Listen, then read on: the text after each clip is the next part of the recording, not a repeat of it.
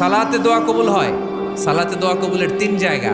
একটা হচ্ছে তাকবীরে তাহরিমার পরে আমরা সানা পড়ি না, আমরা তো একটা পড়ি, আল্লাহর হাবিব সুন্নাহ এবং নফল নামাজে আরো পড়তেন সানা, ওই দোয়া কবুল হয়। দুই নম্বর জায়গা সালাতে সেজদায় পড়ে দোয়া করলে কবুল হয়।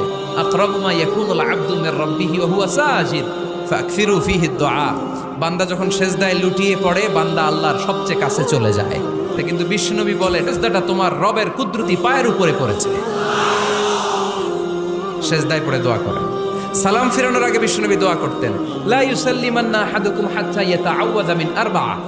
আল্লাহর হাবিব বললেন, চার জিনিস থেকে পানাহ না আছে আমার কোন উম্মত যেন সালাম না ফিরায়। তারা যেন পড়ে, আল্লাহুম্মা ইন্নী আউযু বিকা মিন আযাবিল কবর, আউযু বিকা মিন আযাবি জাহান্নাম, আউযু বিকা মিন ফিতনাতিল মাহইয়া ওয়াল মামাত, আউযু বিকা মিন ফিতনাতিল মাসিহিদ দাজ্জাল।